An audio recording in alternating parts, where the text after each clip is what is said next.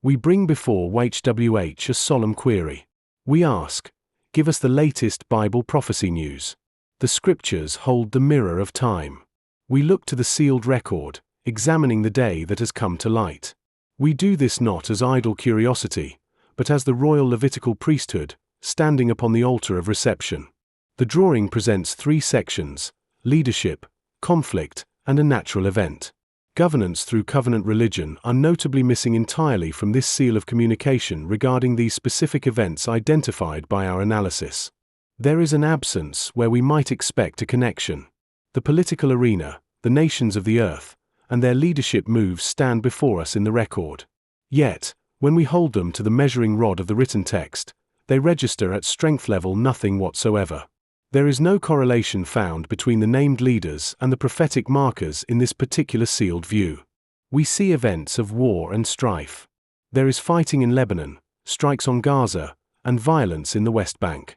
These are heavy matters. The text speaks to blood and the breaking of borders. Yet, when we trace the line from these acts of violence to the specific covenant promises or warnings in our drawer, that connection remains hidden. It is a quiet zone in the seal. We observe leadership moves elsewhere on the earth. There is talk in Egypt regarding a plan for Gaza. There is a warning from Iran concerning the Strait of Hormuz. These are matters of state and military might. But the covenant religion, that which binds YHWH to his people, remains absent from this specific narrative map. The scripture does not speak these names or these moves with any weight in this moment. There is also a natural phenomenon recorded. We see rain in Jerusalem and flash floods in the desert. This touches upon the earth and its cycles. Yet, even as we look for a marker that speaks to such environmental shifts, the drawn verses provide no direct support. The text does not draw a line between these waters and the covenants of old. Our task is to report what is found, not what we hope to find. The examination shows a pattern of silence on the matters of human government and environmental anomaly within this specific sealed document. The correlation index remains at 0. We must walk by faith in this, trusting that YHWH holds the times in his hand. Yet, there is a light that shines above all confusion. When we look to the throne of judgment and the ultimate rule of YHWH, the picture changes entirely. The scriptures do not focus on the battles of this day, but on the King who will be revealed at their conclusion. Enoch chapter 48, verse 7 gives us the lead witness for this season. We hear these words in reverent tones. It is a declaration that stands firm regardless of the chaos on the earth below. Enoch 48:7, all who dwell on earth shall fall down and worship before him, and will praise and bless and celebrate with song of spirits. This verse does not speak of borders or explosions. It speaks of the end of all things, and the universal response to the divine presence. It serves as our anchor in a sea of uncertainty. We also find our strength in the response of the covenant faithful when they are surrounded by conflict and pressure. They look away from the strife and up to their Maker. Psalms chapter 5, verse 12 tells us of this divine protection. Psalms 5 verse 12, because you, YHWH, will bless the covenant faithful. With sacred favor will you surround him as with a shield. When the world shakes and news comes of war, the promise remains, the favor of YHWH surrounds his own.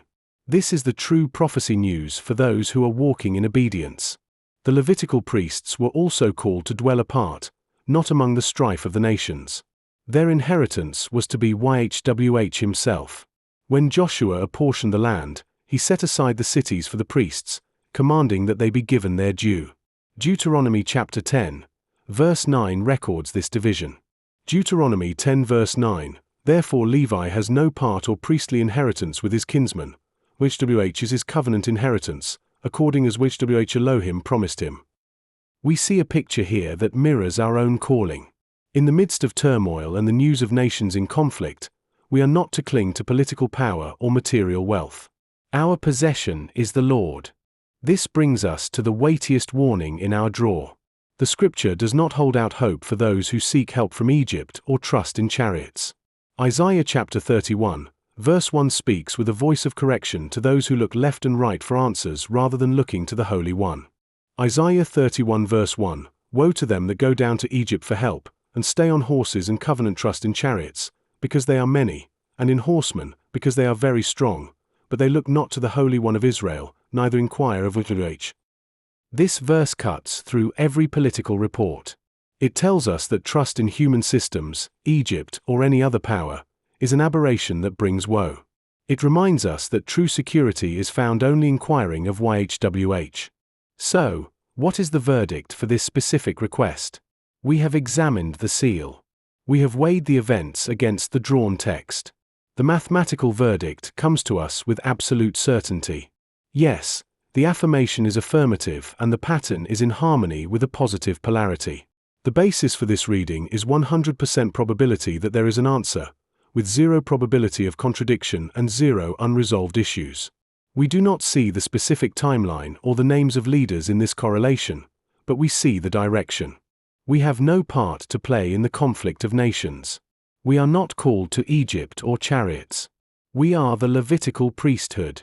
Our inheritance is YHWH Shalom. As the seal closes, we look to the future where all the earth shall fall down and worship YHWH of spirits. The verses drawn in this altar of reception session were Enoch chapter 48, verse 7, Exodus chapter 34, verse 9, Psalms chapter 5, verse 12, Joshua chapter 21, verse 3, Isaiah chapter 31, verse 1, Deuteronomy chapter 10, verse 9. This concludes today's interpretation at the altar of reception.